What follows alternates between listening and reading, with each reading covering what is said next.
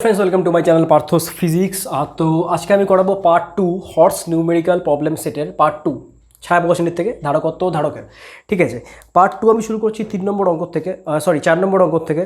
তো দেখো 4 নম্বর অঙ্কটা ভীষণ ইম্পর্টেন্ট। 4 নম্বর অঙ্ক এখানে বলেছে যে একটি সমান্তরাল পাতধারকের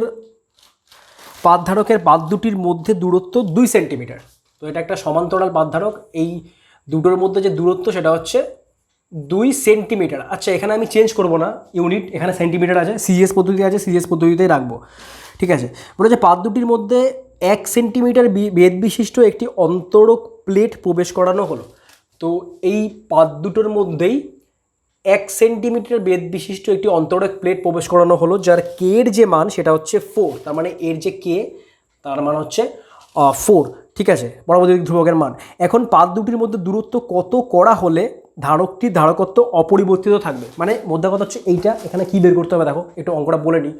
এখানে আমাদের কাজটা করতে হবে, এটা হচ্ছে 4 নম্বর অঙ্ক। মানে এখানে বলেছে প্রথমে একটা সমান্তরাল পাতধারক ছিল এবং তার মাঝখানে বায়ু ছিল।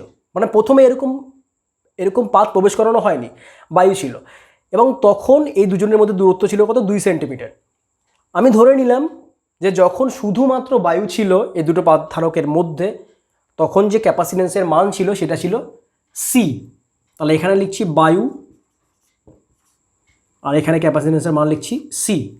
এখন আমি দুটো পাতের মধ্যে একটা পাত প্রবেশ করালাম, মানে একটা এরকম বেধ বিশিষ্ট একটা পদার্থ প্রবেশ করালাম, যার পরবর্তী ধ্রুবকের মান 4। তো যখনই আমি প্রবেশ করাবো তখন ক্যাপাসিটেন্সের মান চেঞ্জ করবে, কারণ যেহেতু পরবর্তী ধ্রুবকটা অন্য মানের, তাই এখানে ক্যাপাসিটেন্সের মান চেঞ্জ করবে। এবার দেখো ক্যাপাসিটেন্সের মান কি হবে, বাড়বে না কমবে? ক্যাপাসিটেন্সের মান কিন্তু বাড়বে। কী হবে? বাড়বে, কারণ এখানে আমি অন্য একটা পদার্থ প্রবেশ করিয়েছি যার পরাবৈদ্যুতিক ধ্রুবকের মান বায়ুর পরাবৈদ্যুতিক ধ্রুবকের থেকে বেশি। তো এখানে প্রবেশ করানোর জন্য ক্যাপাসিটেন্সের মান বাড়বে, কিন্তু আমাকে বাড়তে দিলে চলবে না। তাই কি করতে হবে, এই দুটো পাতের মধ্যে যে দূরত্ব সেটা বাড়াতে লাগবে। এইবার এখানে কোশ্চেনটা বলেছে যে আমি এখন এই দুটো পাতের মধ্যে দূরত্ব কত করলে পরে তার যে ক্যাপাসিটেন্স সেটার মান এই সি হবে। মানে ব্যাপারটা হচ্ছে ঠিক, আমি এখন পাতের দূরত্ব এইভাবে করে দিয়েছি এবং এখানে কিন্তু এই পদার্থটা অলরেডি রয়েছে যার কে এর মান 4। আমাকে বের করতে হবে এই দুটো পাতের মধ্যে দূরত্ব। তো ধরলাম আমি দূরত্ব হচ্ছে এক্স সেন্টিমিটার, তো এক্স সেন্টিমিটার আমাকে বের করতে হবে, এক্সের মান আমাকে বের করতে হবে। তো কী করে করব? আমি এইটার ধারকত্ব বের করব। কী করে বের করব? ধারকত্ব বের করার সূত্র জানো তোমরা, সেটা হচ্ছে প্রথমে এটা বের করছি। দেখো আমি মনে করলাম এই যে দুটো পাত রয়েছে, পাতের যে ক্ষেত্রফল বা এরিয়া সেটা হচ্ছে এ, এবং দূরত্ব কত, 2 সেন্টিমিটার বলে দিয়েছে। তাহলে যখন বায়ু ছিল, শুধুমাত্র বায়ু, তখন ক্যাপাসিটেন্সের মান কত ছিল? তখন ক্যাপাসিটেন্সের মান ছিল কে। এবার কে এর মান কত? 1। তো এখানে কে লেখার প্রয়োজন নেই, 1 লিখছি। এরিয়া ধরলাম এ, বাই এদের মধ্যে যে দূরত্ব কত, 2 সেন্টিমিটার। তার মানে এখানে লিখছি 2। তার মানে a/2। এটা কখন? যখন শুধুমাত্র বায়ু ছিল। এখন কি চলে এসছে, বায়ু প্লাস ফলক, বায়ু প্লাস ফলক। এখন ক্যাপাসিটেন্স কত? তো এখন ধরলাম ক্যাপাসিটেন্সের মান C1। তো C1 এর মান কত? C1 এর মান হচ্ছে, দেখো এখানে একটু অংশ বায়ু রয়েছে আর একটু অংশ কিসে রয়েছে, ফলকটা রয়েছে।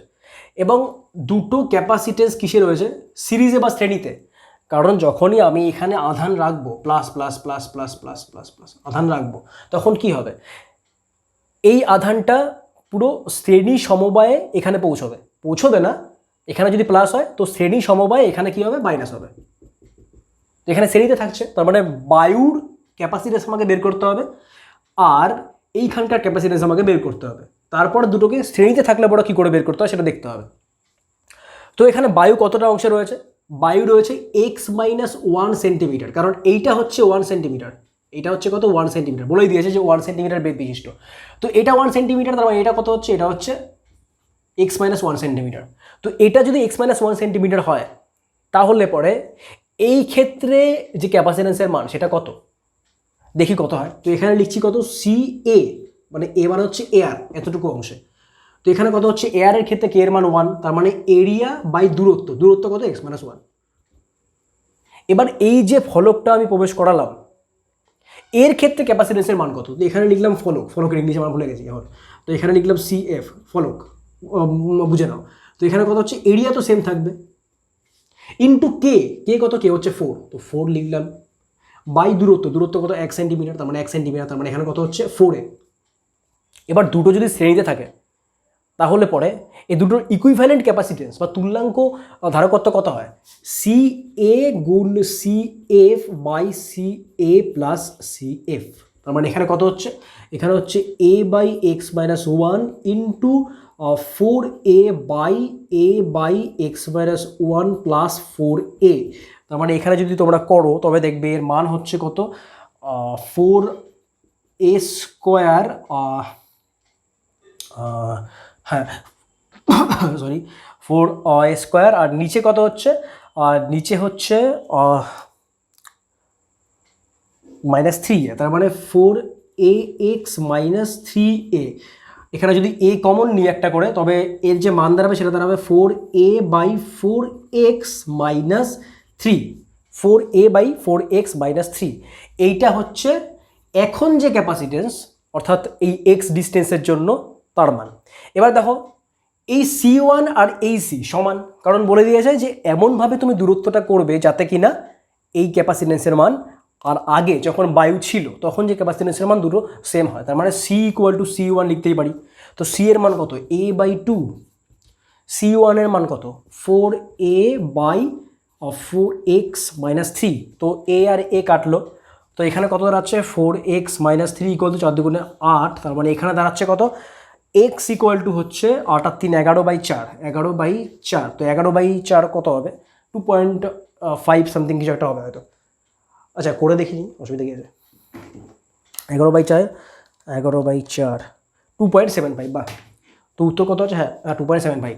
তার মানে এখানে অ্যান্সার কত হচ্ছে 2.75। আচ্ছা মাইক্রোফ্যারাড না ফ্যারাডে আছে, আচ্ছা এটা তো সেন্টিমিটার, সরি। তার মানে এটা দূরত্ব বের করতে বলেছে, তার মানে এটা হচ্ছে সেন্টিমিটার। তো এই যে সেন্টিমিটারটা X এর মান সেটা কত বললো, 2.75 সেন্টিমিটার। ভালো অঙ্ক ছিল, ঠিক আছে। এর হয়তো সূত্র তোমরা পেয়ে যাবে, কিন্তু আমি চাইবো যে তোমরা সূত্র যাতে মুখস্থ করো, কারণ সূত্র তোমরা কত মুখস্থ করবে, যাদের সূত্র মুখস্থ হয় তাদের তো খুব ভালো, যদি সূত্র মুখস্থ না হয় তাহলে পরে এই পদ্ধতিতে করবে।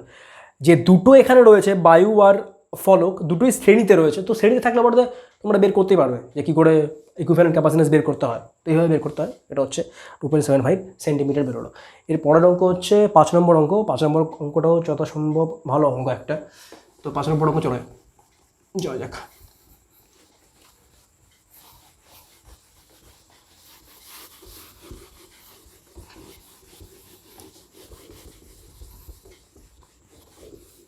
এক মিনিট,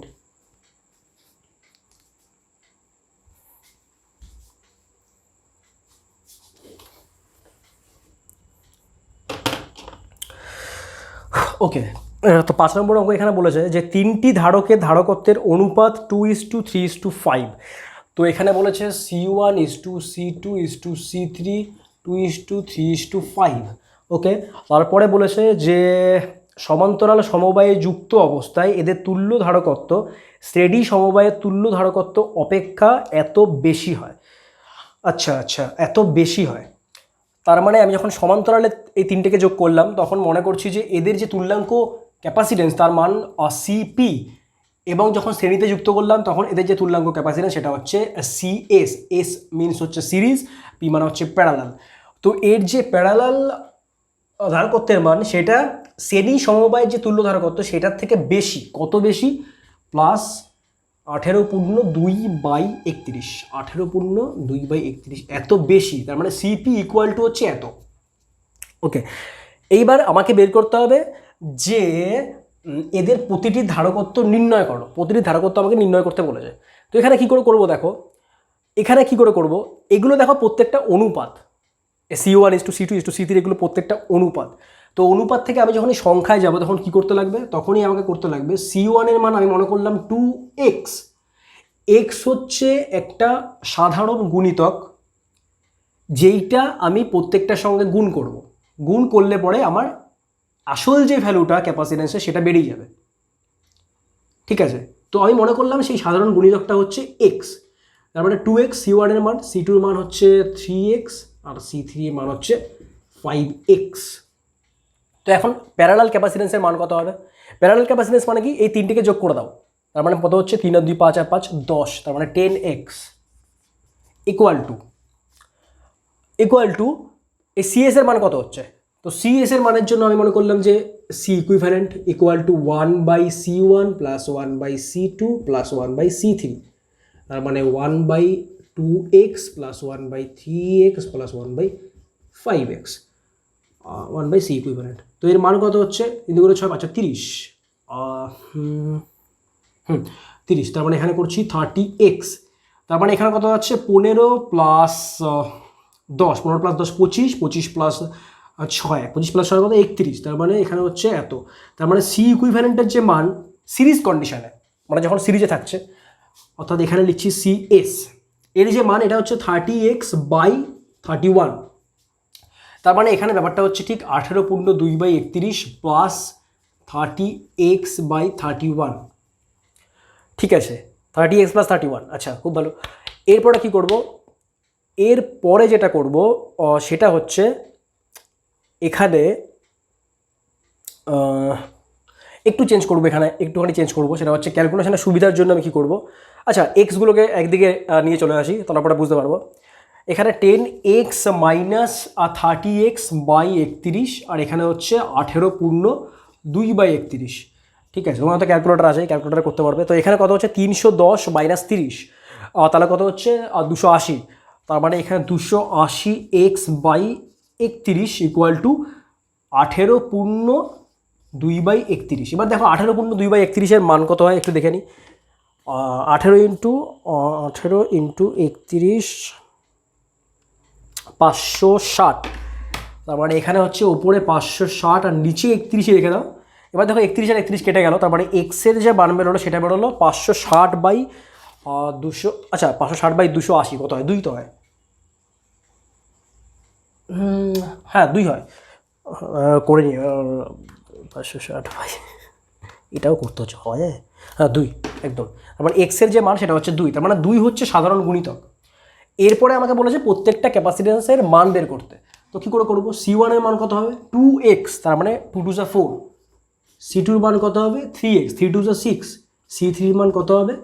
5x, 5 2 10, তার মানে C1 আর C2 আর C3 এর মান কিন্তু বেরিয়ে গেল। প্রত্যেকটা মাইক্রোফ্যারাডে রয়েছে যত সম্ভব, হ্যাঁ 4 6 আর 10 এক্স্যাক্টলি, ঠিক আছে। তো 5 অঙ্ক কমপ্লিট হলো, ভালো অঙ্ক ছিল। এরপরে চলো 6 অঙ্কে যাওয়া যাক। 6 অঙ্ক, হ্যাঁ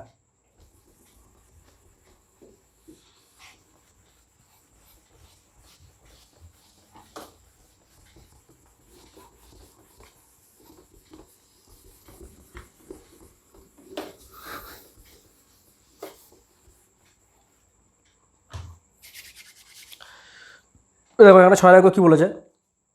বলেছে এটা ভালো অঙ্ক, বাহ সেই অঙ্ক। 6 অঙ্ক বলেছে যে সদৃশ n সংখ্যক বিন্দু মিলিত হয়ে একটি বড় বিন্দু তৈরি করলো, প্রত্যেক বিন্দুর শক্তি ই হলে বড় বিন্দুটির শক্তি কত? তো এরকম ছোট ছোট ছোট ছোট অনেকগুলো বিন্দু ছিল, এরকম এনখানা বিন্দু ছিল, ঠিক আছে। তো এখানে বলেছে যে প্রত্যেকটা বিন্দু মানে না, অ্যাকচুয়ালি গোলক টাইপের, একটু ছোট ছোট ছোট ছোট গোলক টাইপের, প্রত্যেকটা এরকম বিন্দুর যে এনার্জি, প্রত্যেকটার যে এনার্জি সেটা কত? সেটা হচ্ছে ই, ক্যাপিটাল ই করে। এবার কি হলো, প্রত্যেকটা বিন্দু বা প্রত্যেকটা ছোট ছোট গোলক জুড়ে একটা বড় গোলক তৈরি করলো, সেই বড় গোলকের যে এনার্জি সেটা আমাকে বের করতে বলেছে। তো কি করে করব?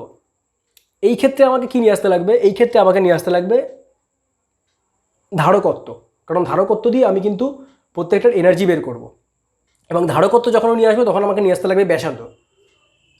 তো আমি মনে করলাম যখন এরা ছোট ছোট বিন্দু ছিল তখন এদের প্রত্যেকের ব্যাসার্ধ ছিল স্মল আর, এবং প্রত্যেকের যে আধানের পরিমাণ সেটা ছিল স্মল কিউ।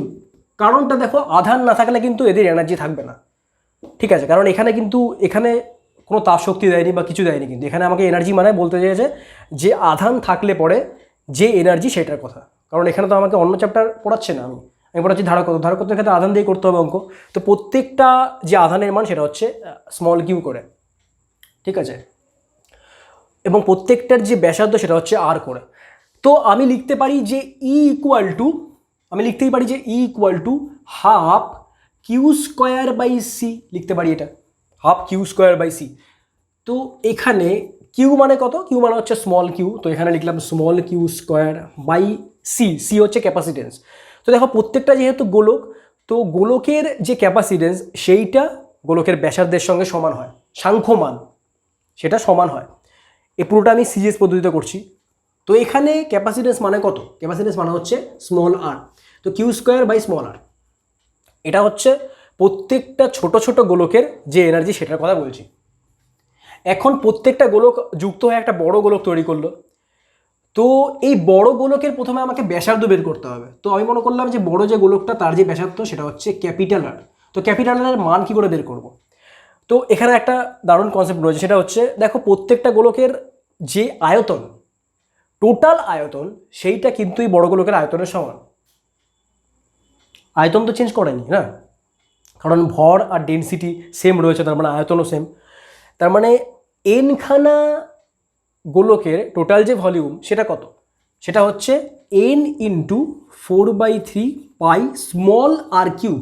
একটা গোলকের 4/3 পাই আর কিউব, তার মানে এনখানা গোলকের কত হচ্ছে N into 4/3 pi R cube, equal to বড় গোলকটার কত 4/3 পাই ক্যাপিটাল আর কিউব। তার মানে এখানে আর এর সঙ্গে যে আর এর সম্পর্ক সেটা কত হচ্ছে n⁻1/3 ইন্টু স্মল আর। ঠিক আছে, n⁻1/3 ইন্টু স্মল আর, এটা তো আমি বুঝতে পারছি। এইবারটা আমাকে বের করতে হবে বড় গোলকটার টোটাল এনার্জি কত। তো বড় গোলকটার টোটাল এনার্জি আমি ধরলাম ই বি, বড় গোলকের জন্য বি লিখলাম, বিগ স্পিয়ার। তো ইবির মান কত হবে, ইবির মান হবে হাফ এর টোটাল আধান বাই এর ক্যাপাসিটেন্স, এই টোটাল আধানের স্কোয়ার বাই ক্যাপাসিটেন্স। এইবার দেখো এর যে টোটাল আধান তার মান কত, তার মান হচ্ছে Q equal to small N into Q. এটা হচ্ছে আধানের সংরক্ষণ।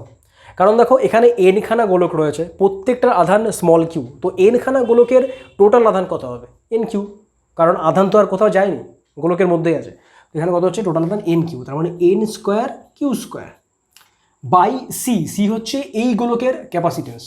তো এই গোলকের ক্যাপাসিটেন্সের মান এর ব্যাসার্ধের সাংখ্যমানের সঙ্গে সমান, তো এটাকে লিখতে পারি আমি ক্যাপিটাল আর। এবার ক্যাপিটাল আর মানে কত, ক্যাপিটাল আর মানে হচ্ছে n⁻1/3 ইন্টু আর, তো এখানে লিখতে পারি আমি n⁻1/3 ইন্টু আর। ঠিক আছে, তো এখানে যদি করি তবে কত দাঁড়াচ্ছে, তবে দাঁড়াচ্ছে কিউ স্কোয়ার বাই আর, প্রথমে লিখে নিলাম, তারপরে হচ্ছে 6 থেকে 5, হ্যাঁ n⁵/3। এটা করলেই বুঝতে পারবে যেহেতু ঘাতের সূত্র তোমরা জানো। তো n⁵/3। এবার দেখো half Q square small Q square by r, এটা মানে কি, এটা মানে হচ্ছে ছোট গোলকের প্রত্যেকটার এনার্জি, তার মানে সেটা হচ্ছে ক্যাপিটাল ই। তার মানে এখানে আমি লিখতেই পারি n⁵/3 ইন্টু ক্যাপিটাল ই। ঠিক আছে, n⁵/3 ইন্টু ক্যাপিটাল ই। তো এটা হচ্ছে বড় গোলকটা টোটাল এনার্জি, বড় গোলকের টোটাল এনার্জি। এবার একটা জিনিস খেয়াল করে দেখো, প্রত্যেকটা ছোট গোলকের যে এনার্জি তার থেকে বড় গোলকের এনার্জি বেশি, বেশি তো হবেই, প্রত্যেকটা জুড়ে গেছে, আধানও বেড়ে গেছে, বিভবও বেড়ে গেছে।